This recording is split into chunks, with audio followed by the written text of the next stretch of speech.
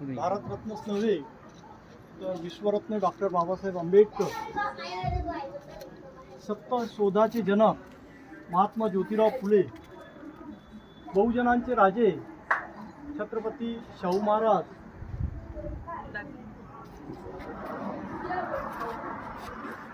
आम्हाला राजे बनवण्यासाठी ज्यांनी प्रयत्न केला असे ते आमचे कांशीरामजी, या तमाम महापुरुषांना मी प्रथमतः नमन करतो। त्याचप्रमाणे आमचे जे कार्यकर्ते होते, बामसेपचे कार्यकर्ते होते आणि एक कार्यकर्ता म्हणून संपूर्ण क्षेत्रामध्ये, अमरावती क्षेत्रामध्ये ज्यांनी कार्य केलं तसे आमचे गणेशरावजी वानखडे यांना त्यांच्या स्मृतीसुद्धा मी नमन करतो। त्याचप्रमाणे आजच्या कार्यक्रमासाठी उपस्थित असलेले आमचे बसवनाथे सर, आमच्या मेघाताई, त्याचप्रमाणे इथं उपस्थित असलेले आमचे बंधू आणि भगिनी। मित्रांनो, आपण मित्र जरी कमी असलो आणि भगिनी जरी जास्त असल्या तरी मला असं वाटते की तुम्ही बंधू आणि भगिनी जर एका जागी जर खरोखर जुळले तर मला असं वाटते की रहाटगावला तुम्ही पडले। तर प्रश्न असा निर्माण होतो आहे की या इथे जे उमेदवार आहेत ते उमेदवार कोणत्या क्वालिटीचे आहे हे पहिल्यांदा तुम्हाला पाहणं अतिशय गरजेचं आहे। आम्ही ज्यांना सुनील देशमुख म्हणतो ते सुनील देशमुख एका कारकिर्दीमध्ये भारतीय जनता पक्षामध्ये होते, भारतीय जनता पक्षातून काँग्रेसमध्ये आले। दुसरा आमचा एक उमेदवार आहे इतक्या खोडके, ह्या आतापर्यंत काँग्रेसच्या होत्या आणि आता बीजेपी समर्थित जे उमेदवार म्हणून त्या उभ्या झालेल्या आहेत। म्हणजे या दोनही जे काही उमेदवार आहेत हे बीजेपी समर्थित आहेत। आला तिसरा उमेदवार, तर तिसरा उमेदवाराचा आजच्या परिस्थितीमध्ये ज्या काही गोष्टी आहेत त्या आहे मंगेश पाटील, इथं अलीम पटेल, हे सगळे लोक हे एकमेकाचे मतं खाणारे लोक आहेत। परंतु मला बाबासाहेबांनी जे एक चिन्ह दिलेलं आहे त्या चिन्हावर संघटित व्हायचं आहे। जर बाबासाहेबांनी दिलेल्या चिन्हावर जर संघटित होऊ शकला तर यांच्या सगळ्यांच्या ताकदीपेक्षा तुमची ताकद ही फार मोठ्या प्रमाणात आहे।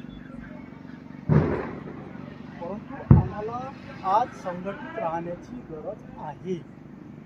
आमच्याकडे अनेक प्रकारचे लोक आमच्याजवळ येतील आणि तुम्हाला मायावतीजींना बदनाम करण्याचा प्रयत्न करतील, कांशीरामजींना बदनाम करण्याचा प्रयत्न करतील। एवढंच नव्हे तर हे बीजेपीची बी टीम आहे, सी टीम आहे अशा प्रकारचं सांगण्याचा हे 100% प्रयत्न करतील।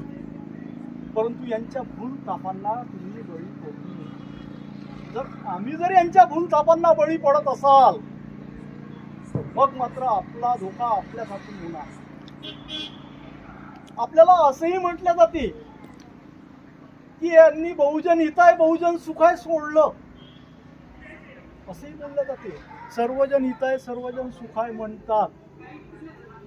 महत्वाचा मुद्दा म्हणजे असा आहे की बहुजन म्हणजेच सर्वजन आहे, बहुजन म्हणजेच सर्वजन आहे। परंतु बहुजन म्हणजेच सर्वजन असताना सुद्धा काही अल्पजन जे अल्पज्ञानी आहेत ते जाणून बुजून आम्हाला बहुजन हिताय बहुजन सुखाय करण्यापासून रोखण्याचा प्रयत्न करत आहे। आणि अशा प्रकारे जर आमचा बहुजन हिताय बहुजन सुखाय करण्यापासून जर आम्हाला कोणी रोखण्याचा प्रयत्न करत असेल तर त्या सर्व षडयंत्रांना आम्ही आणून त्या षडयंत्रांना आम्ही अतिशय कधीही सफल होऊ देणार नाही। त्याच्यासाठी बाबासाहेब आंबेडकरांनी अहोरात्र झटून बाबासाहेबांनी आम्हाला हे सगळं संविधान दिलं। संविधानाच्या पण गोष्टी करतात हे, परंतु संविधान बदलवलं कोणी? सर्वात पहिले जर कोणी बदलवलं असेल तर ते काँग्रेसने बदलवलेलं आहे। केशवानंद भारतीची केस वाचावी आपण। ती जी केशवानंद भारतीच्या केसमध्ये जे संविधानाच्या बाबतीत जे लोकशाहीचे विचार होते ते विचार नष्ट करण्याचं काम इथच्या काँग्रेसने केलेलं आहे. आणि जर सर्वात पहिले संविधान बदलवलं ते काँग्रेसने बदलवलं आहे. आणि हातात फक्त संविधानाचं पुस्तक घेऊन जर सारे लोक फिरत असतील आणि संविधानाच्या नावावर आम्हाला मत द्या असं म्हणत असतील तर ह्या सगळ्या भूलताप आहे. गेलंय ते आमचे गायकवाड आहे, आमचे एक मित्र आहेत. अरे म्हटलं तू कोणाला बाबा असं बोलतो आहे, तुझ्यावर केस लागलेली आहे. अरे यांना जिभाच नाही आहे.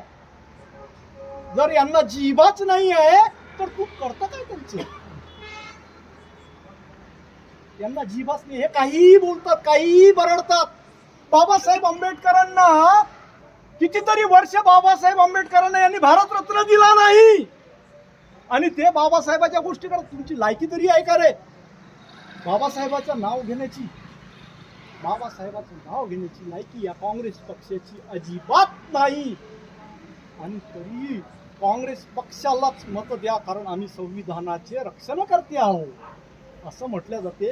हे सपशेल चुकीचं आणि खोटं आहे. आम्ही लोकसभेमध्ये जरी आम्ही असफल झालो तरी आता आम्ही या विधानसभेमध्ये असफल होणार नाही. आणि याच्या पुढे बाबासाहेबाचा हत्ती पुढेच चालत राहील हे आम्हाला 100% खात्री आहे. आणि आमच्या मेघाताई तुल्यबळ लढत देणार.